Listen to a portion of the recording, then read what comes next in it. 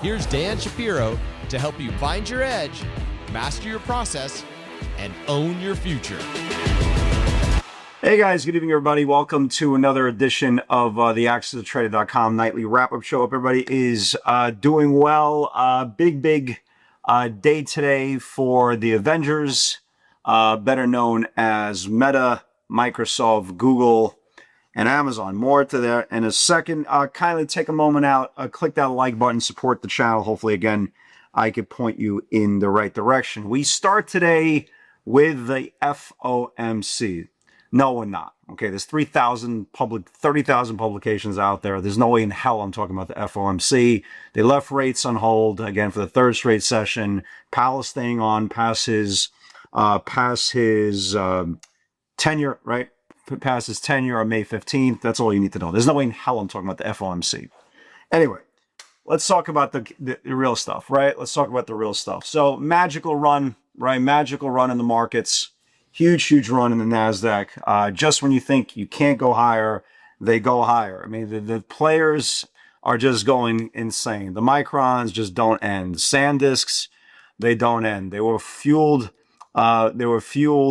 by the other storage makers. You got your, WDC, you have the STX. They all went crazy. And the question is now, well, what the hell is going on with this market? Is this market going to ever take a breath and let us down the road to, like I said when I started this video, the Avengers, right? The Avengers were coming out with earnings. And we always talk about how it doesn't make a difference. And again, I've been saying this for years. You see people trying to handicap earnings for years and years and years, and they're trying to convince you that they have an edge of what the price action is going to be after they release their numbers. So you can have exactly the same report, exactly the same time, in exactly the same group, and bet your pretty little tushy you're going to have completely opposite results. And that's exactly what happened with the Avengers. So let's talk about it, right? Mixed bag tonight on earnings. Let's start off with Qualcomm. Volatile session, right? Volatile session on Qualcomm. It came back in. It shot up. Currently, Qualcomm is doing really well. After hours, surging about 14% at the time of the video. They beat on top. They beat on bottom, right? Looks great. Google, again, another monster quarter. Same thing. They beat on top.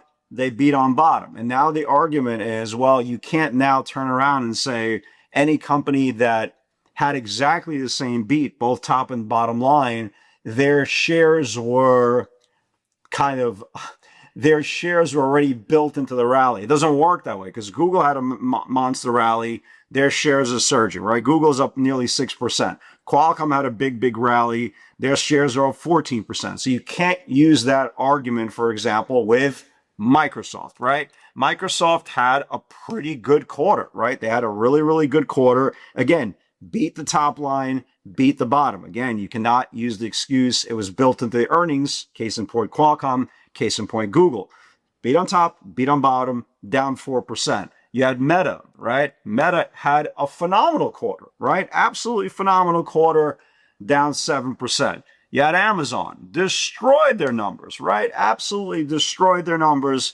Amazon's down about 2.5%, 3% after hours. And Carvana, right? The fraud of all frauds, at least that's what people say, right? There was a guy who came in right before earnings for the 390 puts. And I tweeted this out. I go, it's impossible to figure out if this is truly a hedge or is somebody really betting nearly $4 million that the stock is going to implode. Not only the stock does not implode, Carvana on their earnings is up 6%. So the moral of the story is, again, stop. First of all, if you're going to gamble, go on DraftKings, right? Go on DraftKings, put whatever money you want, right? Put on DraftKings. You got the NBA, you got Major League Baseball. Hell, you got the WNBA again starting next week, right? You got football season on the way. Stop playing these earnings and try to pacify the reason why you think a stock is going to do something. Remember, a company and a stock reaction are two different things. Amazon, right? Google, Meta, Microsoft, they all beat their top and bottom lines. And obviously, if you try to handicap everything, well, you can't because half of them are up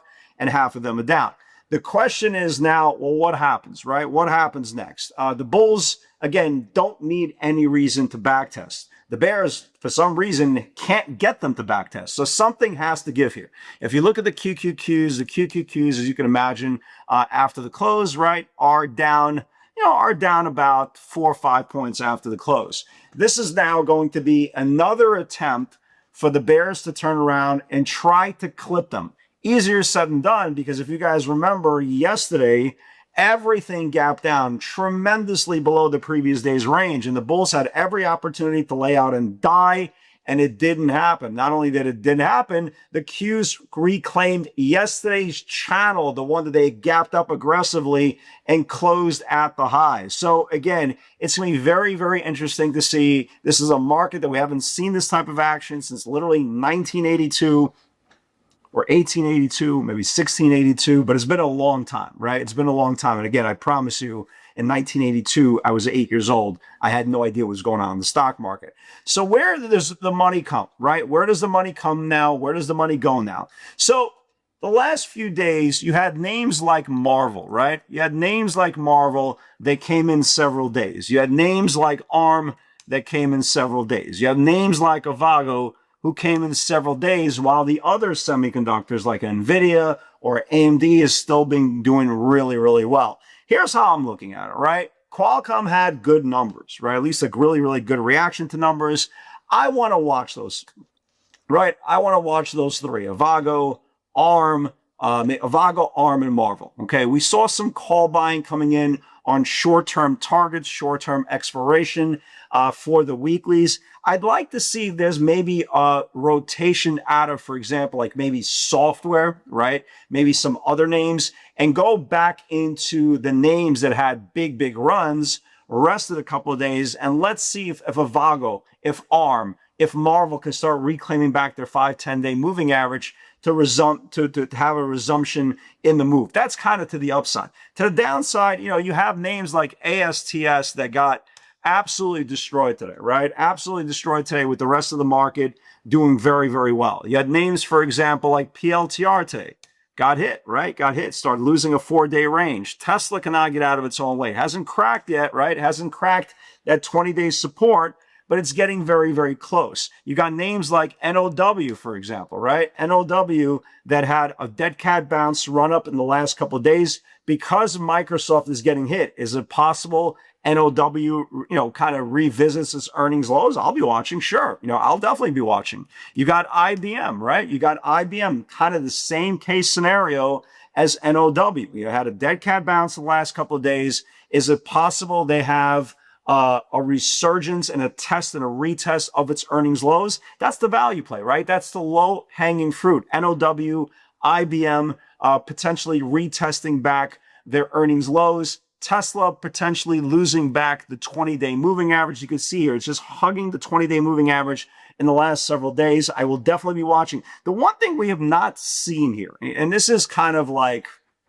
which is very, very odd, and really is a testament to show you how strong the stock market is, even when stocks are getting hit, right? Like PLTR got hit really aggressively. ASTS today got hit really, really aggressively, right? We didn't see that nonstop rabid put buying coming in with deep $10 money out of the money option flow. We didn't see that. It really shows you that there is no fear. Despite some of these stocks being broken technically, there is no fear in the general market. So going into tomorrow's session, absolutely. I will be watching some names to the downside. I will be watching Marvel, ARM, and Avago, right? Broadcom to the upside, a breakdown of Tesla, potentially of the 20-day moving average, some more potential selling in ASTS as well, PLTR as well. But the key right now going into today's day, or actually tomorrow's session, is, well, let's see how the bulls can respond with another day of potential buying the dip. And that's all we've been seeing now on any gap down, on any weakness, especially yesterday.